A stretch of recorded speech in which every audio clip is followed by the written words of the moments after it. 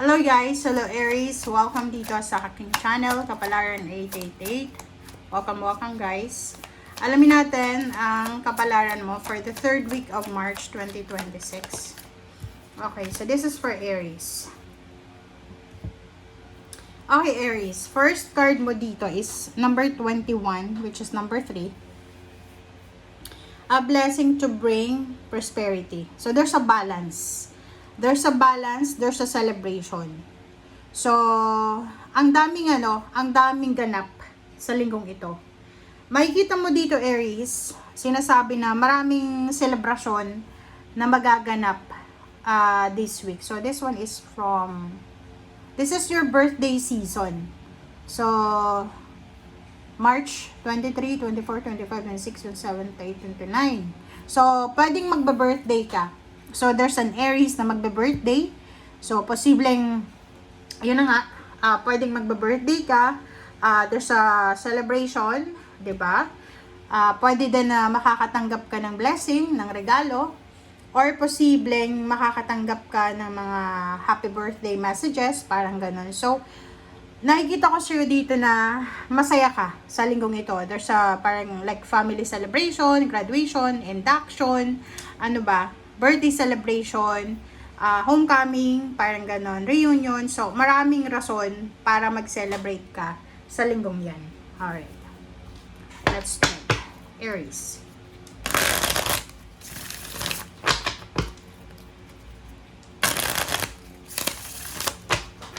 Pwede din yung iba, pwedeng ma-promote kayo. May mga offer ng jobs, career, relocation, yun nga, regalo, financial offer. So, maraming pwedeng darating na blessings.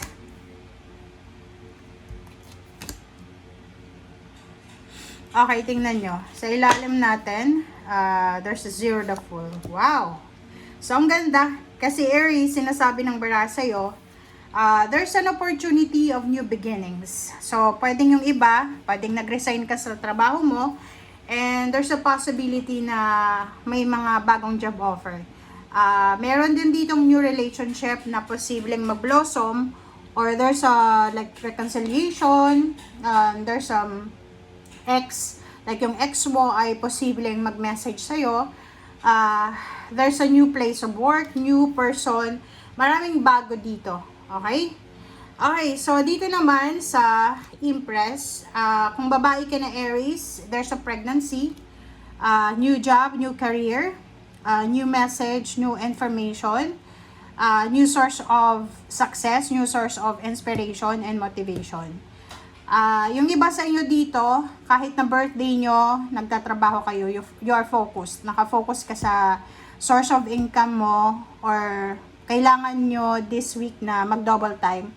Kasi pwedeng nagpaplano kayong magbakasyon sa Holy Week kung nasa Pilipinas ka or even nasa abroad ka.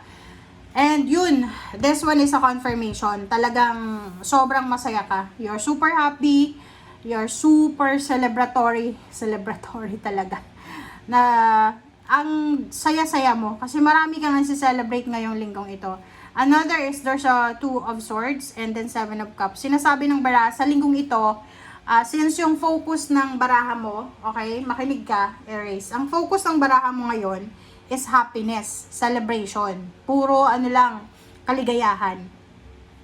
So if you have, like for example, a decision na kailangan mong pagdesisyonan na medyo crucial siya, importanteng desisyon. Like gusto mong mag-resign, gusto mong makipagbalikan, gusto mong makipaghiwalay, gusto mong lumipat ng bahay, i-postpone mo muna. Okay?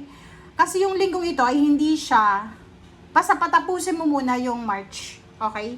Patapusin mo muna yung March para dyan sa mga decision mo na importante. Okay? Kasi yung 2 weeks mo, last 2 weeks is that's the week na kailangan mong mag-focus sa sarili mong kaligayahan. Your heart's desire. Parang ganon. Okay? So, let's check. Let's clarify.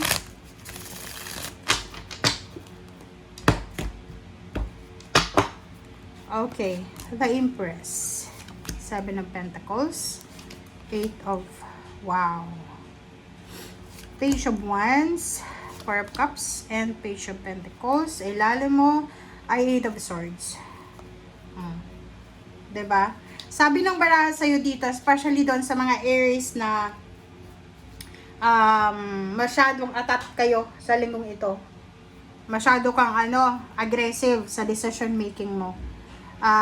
Kailangan mo muna daw na ihang siya. Okay? Ihang mo muna. Huwag kang magmamadali sa linggong ito. Okay? So, dito naman sa Empress, there's a Seven of Pentacles. So, ang dami mong dito. Marami kang options regarding sa pagsisimula. May option kang makapagsimula ng bagong relationship, bumuo ng pamilya, bagong trabaho, bagong negosyo, bagong lugar. But sinasabi ng baraha, huwag ka muna na gagawa ng desisyon sa linggong ito. Kaya nga, ang focus mo ngayon is about sa kaligayahan mo. Kung may celebration. There's a time for everything, guys. Okay? Kung may celebration, magsaya. Hindi dapat malungkot. Okay? Kung malungkot, hindi dapat magsaya. Parang ganon. Okay, so yung iba naman sa inyo dito, busy ka sa linggong ito. Yung iba busy sa trabaho, yung iba busy sa negosyo. Yung iba naman sa inyo ay posibleng makaka-receive kayo or makakatanggap kayo ng job offer or mga collaboration like, uy, Aris, tulungan mo nga ako dito, babayaran kita, parang ganun. So, yun ang nakikita natin dito. May iba na magse-celebrate, yung iba busy kasi ang daming trabaho.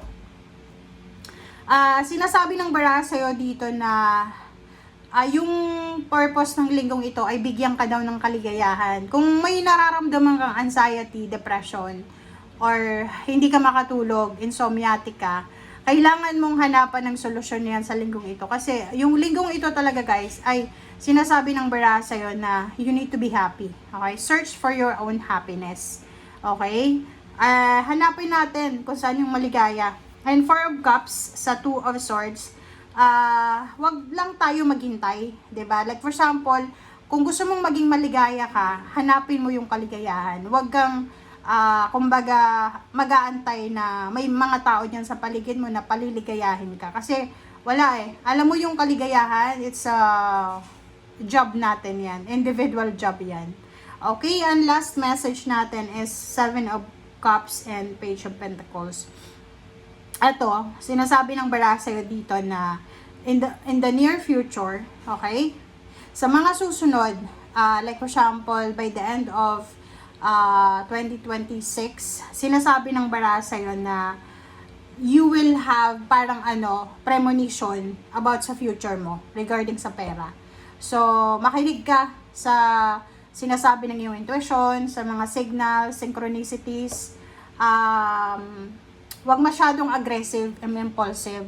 Bigyan mo ang sarili mo ng time na makapag-meditate, makapag-isa, makapag-reflect para pumasok yung mga signals and information na yan from the universe and from your spiritual helpers. Kasi pag masyado tayong maingay, magulo yung isip natin, walang makakapasok sa intuition natin. Okay? Thank you guys. Bye!